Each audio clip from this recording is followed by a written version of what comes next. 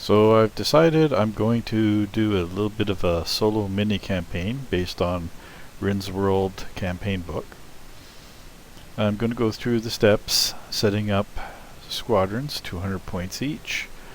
I'm choosing 200 points to limit the size of the battle and make it easier to track what I'm doing. Could easily have made it 250 points, but limiting it to 200 points makes all the decisions a little more difficult. Minimum requirements are based on the missions. Going through them, some of them will require at least one bomber, some will require at least one fighter, and some will require at least one transport, or any aircraft with transport.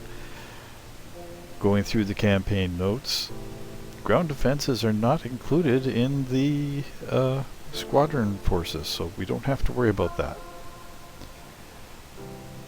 Also, I'm limiting the aircraft to those aircraft in the Rynn's World book, as that's what the missions were designed for. I don't have any of the newer Imperial planes from the newer book available anyway, so it wasn't a hard choice to make. The hard part is deciding what you feel more comfortable with. Do you want 100 points of fighters and 100 points of bombers? Do you prefer to base your squadrons based on the numbers of fighters and then the rest of them are bombers? It's really your call. Just remember, aircraft can only be replaced by attrition, so they have to be shot down and they have to be replaced with aircraft of equal value. That will go into my planning later on. So, for the Imperial concerns, how much am I going to spend on my fighters and bombers? In my mind's eye, I'm going to end up doing a 50-50 split due to the useful combination and the configuration cost of the bombers and the fighters. Thing to keep note of, the Thunderbolt and the Thunderbolt Fury each got an increase in points in the latest FAQ to 23 and 25 points each. That's bad because the fighters are best at mid-range, which is 5 to 7 hexes. With many missions having the potential for bad weather or night fighting, that mid-range gets hurt if I don't have infrared targeting. With the old points cost, I could take and put infrared on a Thunderbolt Fury and still be at 25 points and still be able to make even steps of 25 points up to 100 points with the Thunderbolts and the Thunderbolt Fury. Obviously with the Thunderbolt I could give it infrared and extra weapons. Now if I take the Thunderbolt Fury and give it the infrared, I'm going to break that 25 point mark, which makes it harder to organize battles where the points costs are in sections of 25, which is how most battles usually are played out.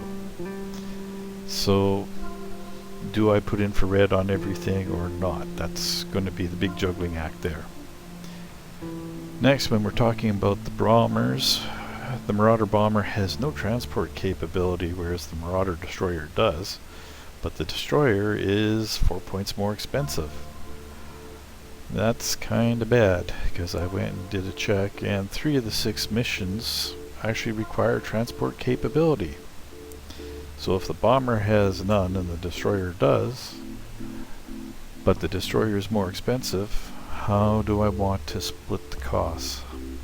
How do I make mix? Do I take all just destroyers, or do I take a combination of the two? And I have to remember, I can replace aircraft with other aircraft with the same points cost, but only as units of attrition. So I want to juggle these points so that the Thunderbolt and Thunderbolt Furies can replace each other, and same thing with the Marauder Bomber and the Marauder Destroyer.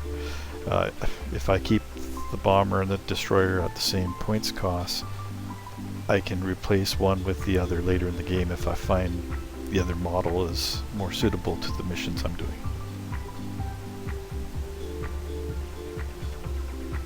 So what I ended up choosing, in the end, I chose to keep 3 Thunderbolts, each with infrared targeting. Those will be my primary attack craft in any nighttime or bad weather missions. The Thunderbolt Fury base cost 25 points. I'm not going to put anything else there. If I do have to take it in bad weather or night missions, it still has 4 shots, so it's not going to suffer as badly as the Thunderbolts would have. The other 100 points I dedicated to the bombers, but because half the missions require transport, I just felt I needed to take more destroyers, each with an armored cockpit to make them 30 points each. Bombers, no matter how you look at them, they're going to be a primary target, and in missions where they're involved, chances are they're going to be more important. So I didn't feel comfortable leaving the destroyers without the armored cockpits. That left me enough points to get 1 Marauder bomber, which, if I equipped with the Hellstrike and a Sky Strike missile set and an armored cockpit, brings it up to the 30 points, so that in the future, if I have to replace a destroyer with a bomber, it'll be the same thing. If I find I don't need the bombers at all, I can end up with 3 Marauder destroyers, each with armored cockpits. And that brings us to 190 points. You'll notice I did not take the ace option. With the 190 points, I still had the points to actually buy that option. The issue I have with it is I don't have any place to put him. If I put him on any of the fighters, that's going to break my 25 points per aircraft. And also with the bombers, or the Marauders, it's the same thing. I'm going to end up with my best pilot on a Marauder, which I may or may not use. And it breaks my points calculations for when I want to break them up in certain mission sizes.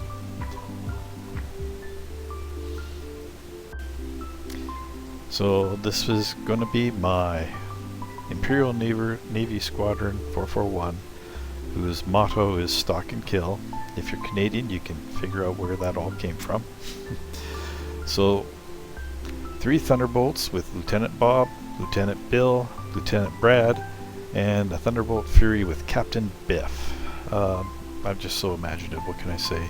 Notice Biff is a captain, but not an ace. I felt there had to be a clear leader in the squadron, and he would of course take the best fighter. For the bombers, or the Marauders, Marauder destroyers are flown by Lieutenant Dave, Lieutenant Doug, and the bomber by Lieutenant Don.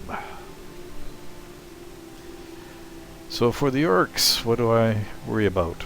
Again, it's how much do I spend on fighters versus bombers.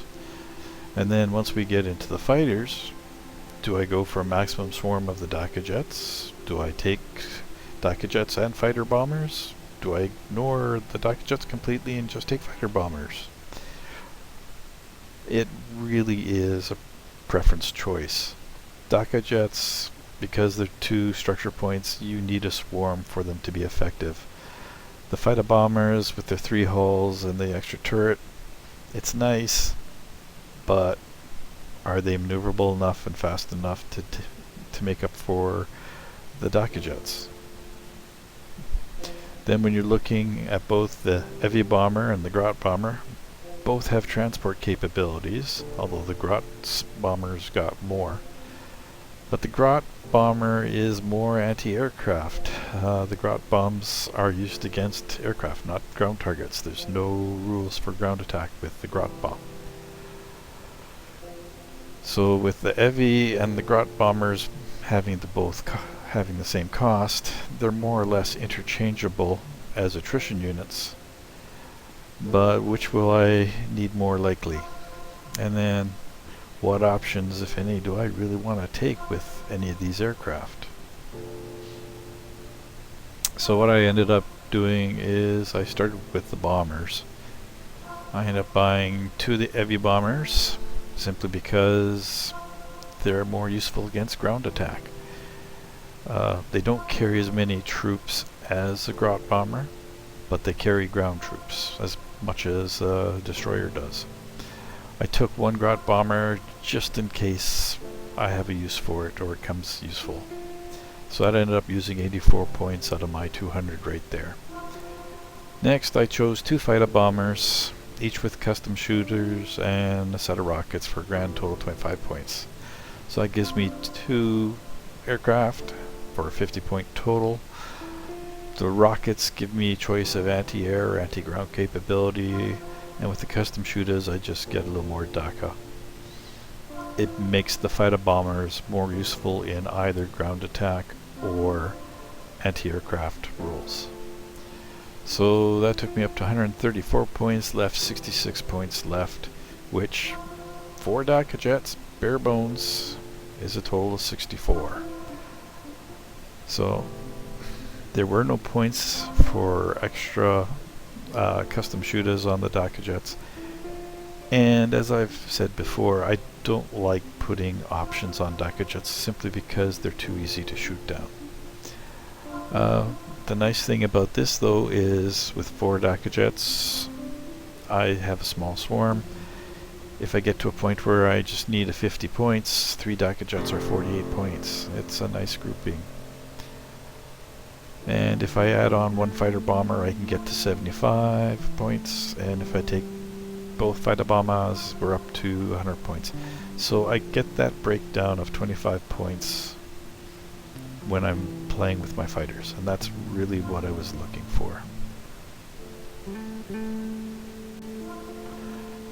So again, forgive my originalities. Fighter bombers are controlled by Birdie and Ernie. My heavy bombers are De Grover and De Count. The Grot bomber is De Oscar. And the DACA jets are flown by Ralph, Gralf, Snralf, and Bralf. Like I said, I don't have much imagination, but at least I didn't call them DACA 1, 2, 3, and 4. So, planning my first mission, it's going to be mission number 1, Bandits Over the River. Going to skip the fighter mission because it's just played too often and everyone knows what it's like.